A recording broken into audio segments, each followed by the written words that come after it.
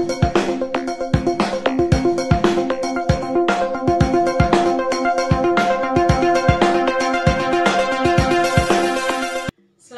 bertemu kembali anak-anakku yang baik. Di awal tahun 2021 ini kita berjumpa kembali. Ibu guru berharap kalian selalu bahagia, tetap sehat dan tetap bersemangat. Di pelajaran pertama semester genap kelas 8, kita akan belajar materi tentang gereja sebagai tanda dan sarana penyelamatan. Bagian A yang akan kita bahas adalah tanda dan sarana penyelamatan dalam hidup manusia. Tujuan pembelajaran yang akan kita capai dalam materi ini adalah yang pertama, menceritakan simbol-simbol tentang keselamatan. Yang kedua, menjelaskan pemahaman tentang keselamatan. Dan yang ketiga adalah menjelaskan makna keselamatan berdasarkan kitab suci. Baiklah anak-anakku yang baik, kita akan mengawali pelajaran kita hari ini dengan berdoa bersama-sama. Marilah kita berdoa dalam nama Bapa dan Putra dan Roh Kudus. Amin. Tuhan Yesus, Engkau menghendaki agar semua orang beroleh keselamatan sejati. Oleh karena itu, Engkau senantiasa berkarya bagi kami dan berkarya bagi keselamatan kami. Kami mohon bimbinglah kami dalam pelajaran hari ini, agar kami dapat mengenal dan memahami jalan keselamatan yang Engkau tawarkan kepada kami. Demi Kristus Tuhan dan Juru Selamat kami. Amin. Dalam nama Bapa dan Putra dan Roh Kudus. Amin.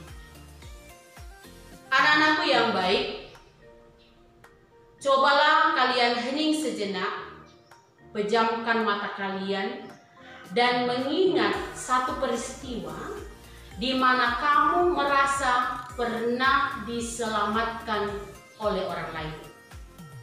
Mungkin kalian pernah mengalami satu peristiwa yang luar biasa dan ada orang yang begitu baik menolong kalian.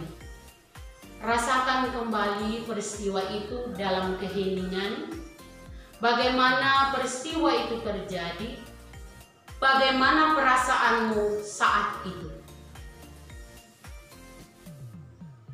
Nah, anak-anakku yang baik,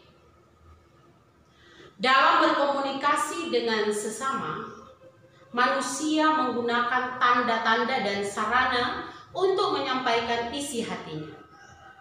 Tanda atau simbol adalah segala sesuatu yang memberitahu tentang adanya kegiatan atau pelayanan tersebut.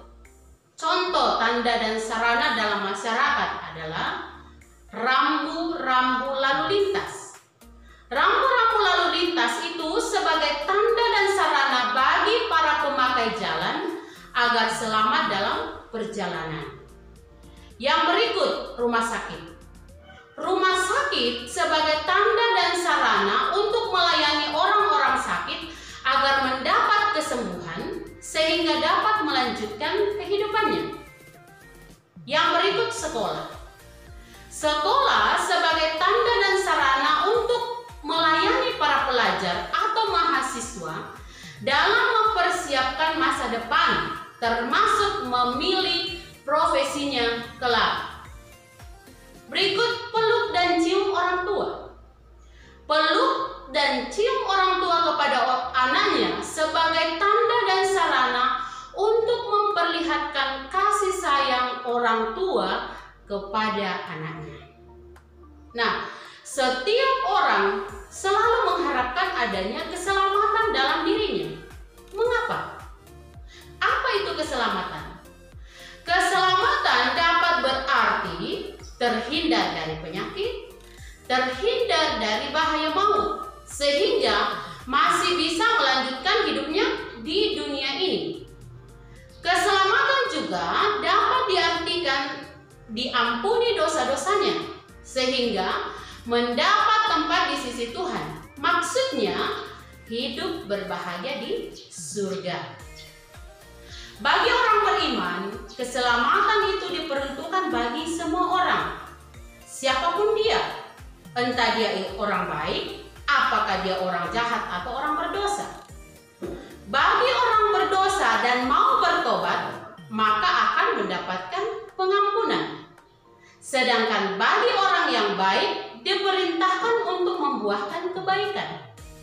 Nah, keselamatan itu adalah anugerah Tuhan sendiri.